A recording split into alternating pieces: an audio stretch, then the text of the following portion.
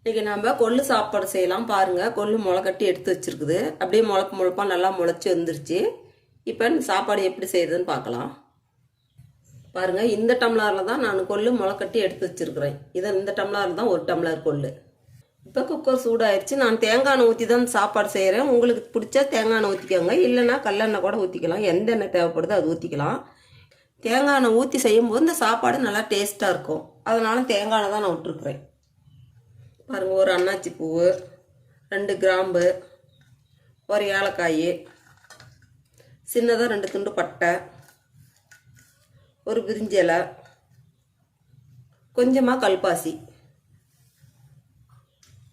ஒரு பெரிய வெங்காயம் கட் பண்ணி எடுத்து வச்சிருக்கிறேன். இதையும் இதில் சேர்த்துட்டு வந்துட்டேன்.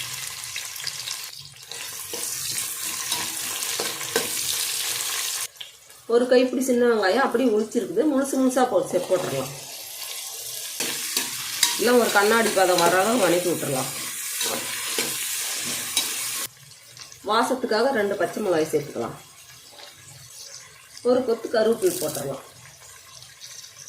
எல்லாம் சேர்த்து நல்லா வதங்கி வரட்டும்.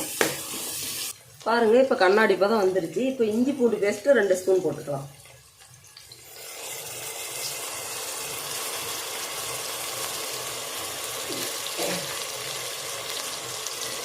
நல்லா பச்சை வாசம் போகிற அளவு நல்லா வதக்கி விடலாம்.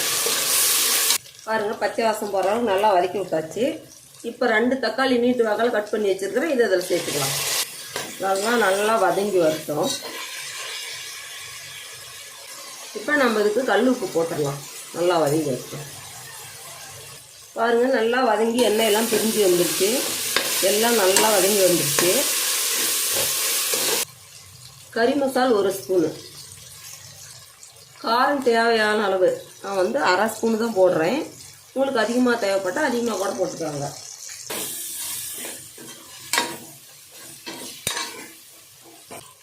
இப்போ நாம் இந்த கொள்ளு இதில் சேர்த்துக்கலாம்.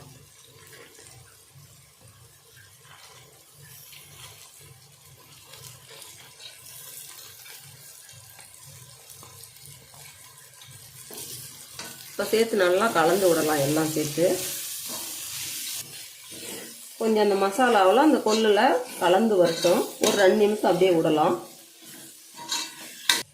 பாருங்கள், நல்லா வதங்கி வந்துருச்சு. நல்லா அந்த மசாலாவில் இப்போ இந்த வந்து கொள்ளில் ஏறி இருக்கும். இப்போ நாம் அரிசி கழுவி வச்சுருக்கிறோம் இல்லையா, இந்த அரிசி இதில் சேர்த்துக்கலாம். லேசாக அப்படியே கலந்து கொடுத்தோமா போதும். கலந்து கொடுத்துட்டு நம்ம எந்த டம்ளரில் அரிசி எடுத்தோமே அதே டம்ளரில் தண்ணி சேர்த்துக்கணும். பாருங்க, நான் இந்த டம்ளரில் தான் அரிசி எடுத்தேன். அதனால் இதில் 2 டம்ளர் தண்ணி சேர்க்குறேன். கொள்ளு இந்த டம்ளர் எடுத்தோம் இல்லையா, அதனால் இதில் 2 டம்ளர். எதில் கொள்ளு எடுத்தோமோ அதிலே 2 டம்ளர் தண்ணி. இப்போ உப்பு காரமெல்லாம் பார்த்து நம்ம மூடி வச்சிடலாம். உப்பு குறையா இருக்குது. இப்போ உப்பு போடலாம். இப்போ கொஞ்சம் கொத்தமல்லி இலை போட்டுடலாம். இப்போ நம்ம குக்கர் மூடி போட்டு மூடி வச்சிடலாம். உங்களுக்கு குக்கர் ஏற்ற போல் விசில் விட்டுக்கோங்க. நான் வந்து 3 விசில் விடுறேன். 3 விசில் விட்டாலே சரியாக இருக்கும். அதனால் ஒரு 3 விசில் விட்டு சாப்பாடு எப்படி இருக்குதுன்னு பார்க்கலாம்.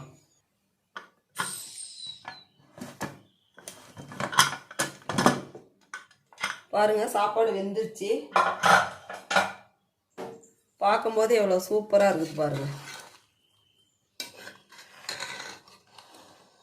கொள்ளு வேவாதுன்னு நினச்சிருப்பீங்க. கொள்ளும் அரிசியும் சரியாக வெந்து போச்சு. சாப்பாடும் கொள்ளும் சரி சமமாக வெந்து வந்துருச்சு. கொள்ளு முளைக்கட்டி செஞ்சு கொடுக்கும்போது குழந்தைங்களுக்கு ரொம்ப சத்தானது, உடம்புக்கு ஆரோக்கியமானது. பெரியவங்களுக்கும் சரி குழந்தைங்களுக்கும் சரி அவ்வளோ ஒரு சத்தானது. இப்படி செஞ்சு கொடுக்கும்போது விரும்பி சாப்பிடுவாங்க எல்லாருமே. அவ்வளோ டேஸ்ட்டாகவும் இருக்கும். இது போல் நீங்கள் ஒரு முறை செஞ்சு பாருங்கள்.